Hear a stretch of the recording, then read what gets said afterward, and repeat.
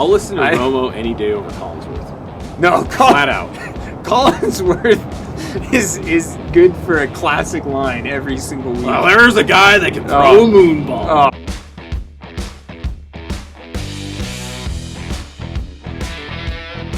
Back to the NFL, back to America's football. Yeah. We're talking, it is the divisional round. Now, this is the second best weekend in sports. You know why? Because wild card weekend is usually the best.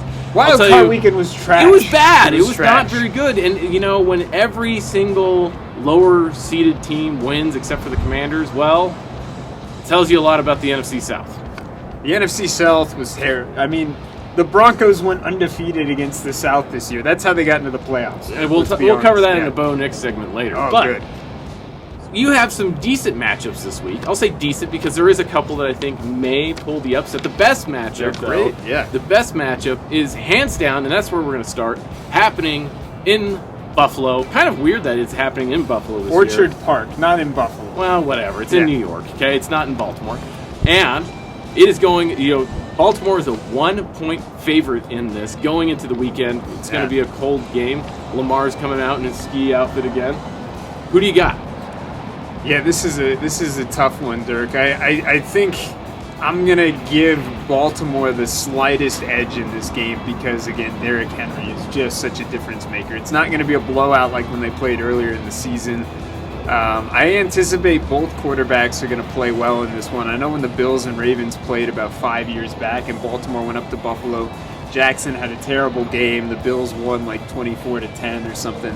Don't foresee that happening this time. I think you're looking at a game that's kind of like there was a famous Chiefs-Colts game about 20 years ago where there were no punts in the entire game. I think we're looking at that in this one, but I just see Baltimore being too difficult for the Bills to slow down with that double-headed monster on the zone read option, and if you can run the ball in the playoffs, it's a lethal combination. So, I'm going with Baltimore in this. I mean, the running game for Baltimore looks insane. When you have T.J. Watt last week committing to basically the dive option every single time on the RPO, that's crazy, especially when they have Lamar Jackson as the quarterback. I'm not saying they did anything wrong with the scheme. It's just how much you have to respect Derrick Henry in that. And he still got, 140-plus yards in that game? Yeah. Pretty crazy. So 150-plus, I think, yeah. Dude, it's going to be wild for Buffalo. I don't love this matchup for Buffalo. I think it really presents a lot of problems for their defense. And I don't think they're equipped to handle it. Now, look, we could talk later about how I think defensive backs are becoming one of the most obsolete things in the game, and defensive line is becoming even more and more important. And this is one of the reasons why, is that you need to have dual threat. You need to be able to stop both the run and get pass rushers that can get to the quarterback and keep the quarterback in the pocket.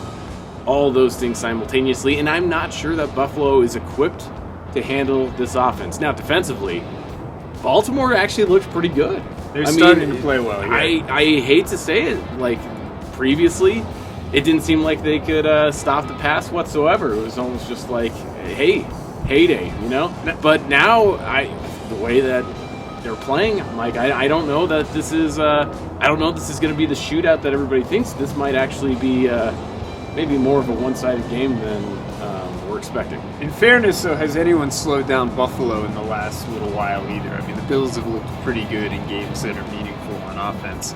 Last week, I'll take, just really quickly aside, last week I'm going to say, when you are down so badly and your offense is just not doing anything, it is demoralizing on defense. So I'm not going to hold that against Denver's defense last week.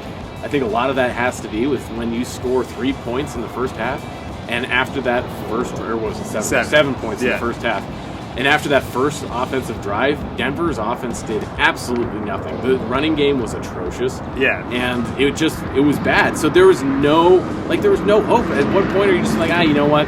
This one, why? Why? Denver was actually in position, based on their defense late in the third quarter. Had they gotten that fourth down stop, and it was by inches, right? I mean, It was an amazing catch, an amazing play. If that isn't completed and Denver stops them, it's 13-7 late in the third. Broncos still have a shot. So I'm with you. The wheels came off at the end. Denver's defense played much better than the scoreboard would reflect. They just didn't have a whole lot of help on offense.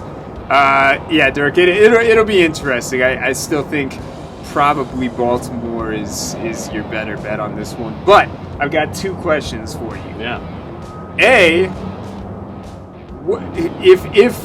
is there any chance Lamar Jackson pulls out the MVP over Josh Allen? Honestly, is there any shot, or is it foregone that Allen's winning it this year? I don't know why. Like, I honestly, I think the victor of this game deserves the MVP. Let's just put it outright. But I think that there's a really good case to make that Lamar deserves the MVP. Look at the stats.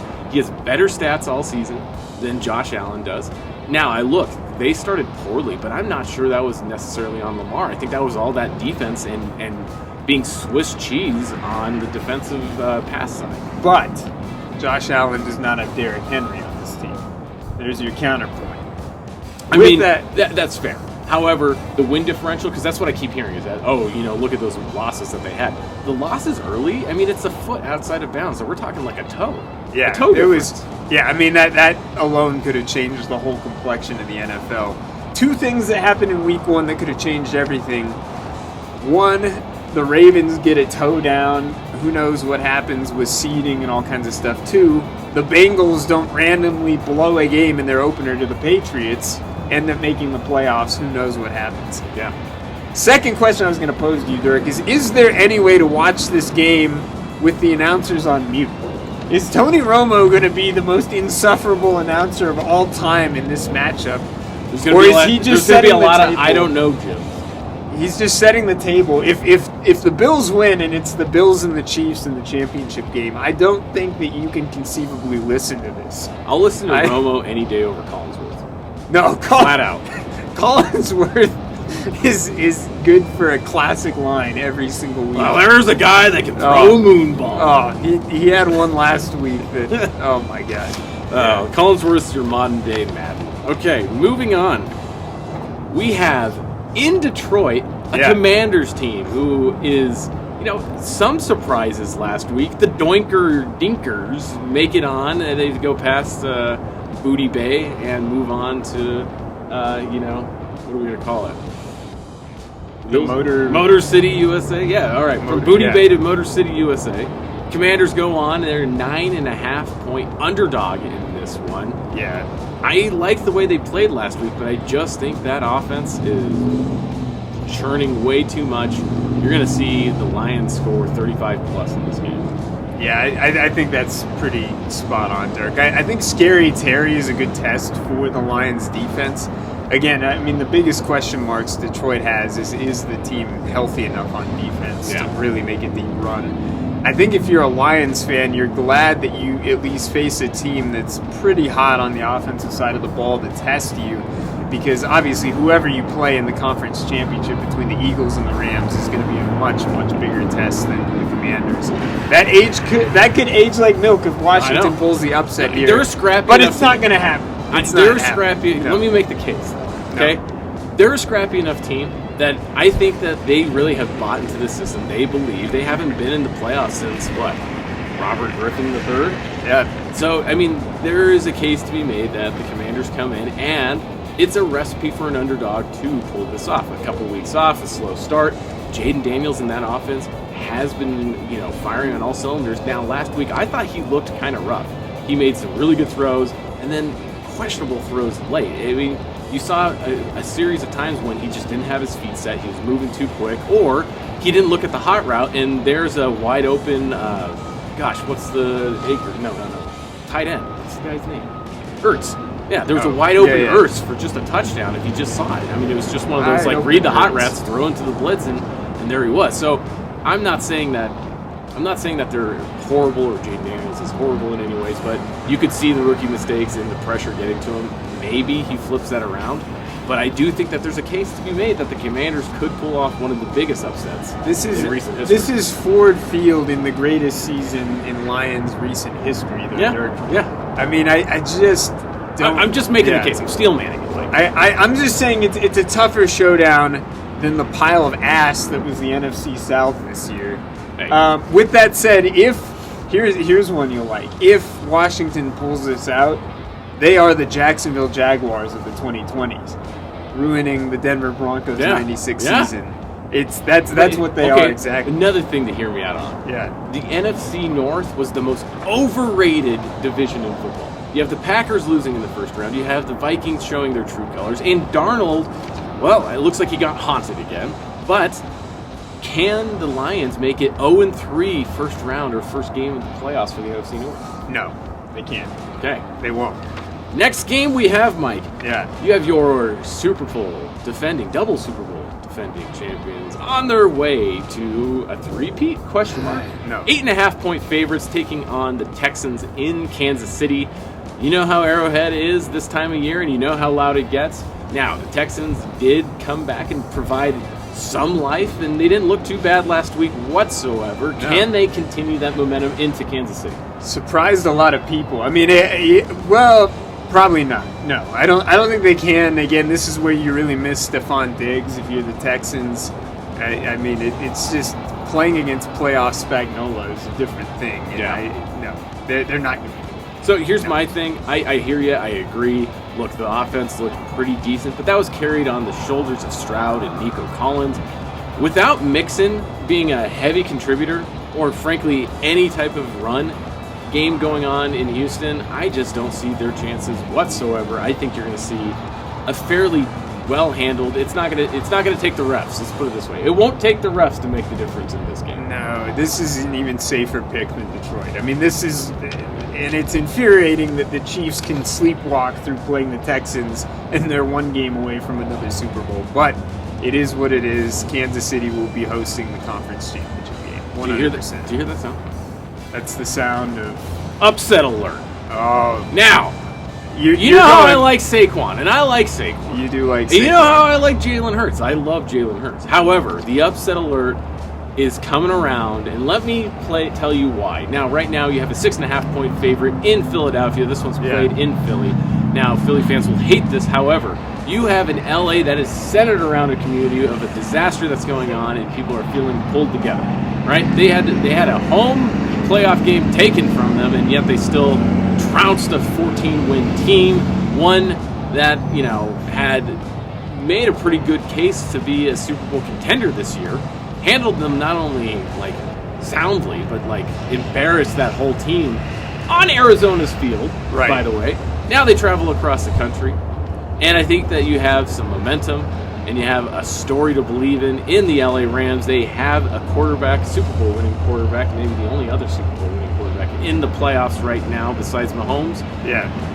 I think they have the experience, they have the coach, and they have the momentum to pull off an epic upset and make it to the NFC title game. You know what they don't have? What do they do? A run defense. They give up 255 against Saquon at home in the regular season. It doesn't matter if you can't stop Puka Nacua or any of the other wide receivers. We saw, actually, a similar situation, obviously, with the Saints in the post-Katrina era.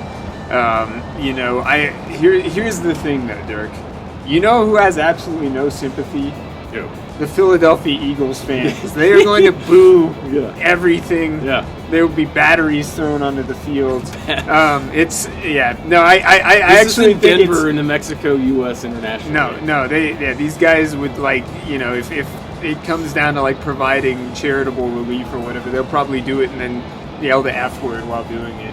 I would say Eagles are still going to have a hostile environment for the Rams. There won't be much. All true. Yeah. All true. In the words of Scott Steiners, there's no simpy. I thought you were saying it's too late for that, but you know what it is too late for? Yeah. Sirianni's calls. Now this is where it's really going to bite them in the ass. Yeah. He's going to make some outrageous calls, go to 4th and 1 on their own 20 at some point, run a stretch play and not even give it to Saquon, and it's things like that that's going to end up being the demise of the Eagles. This is where Sirianni gets fired. It's after this loss in Philly. It's not that bad of a take. I think the Rams have a really decent shot at pulling this upset. It's going to be scary for Philly, but I just think having Barkley in the backfield is too much of a difference maker. They're going to pull it out in the end. I still like the Eagles going to the Super Bowl, Dirk. I think this team's roster construction is too good. And let's be honest, Philly is a nasty place to play in the postseason. And while the Rams do have Stafford with a cool, composed veteran there, The rest of this team is pretty young. Okay, this one's going to age like milk maybe by next week, but I'm calling right now the Rams winning the Super Bowl. Heard it here first. It's an interesting take, and I don't hate it, but I'm taking Philly. That was all the game, right? I went out of order there. Hopefully they don't think the F word I'm talking about is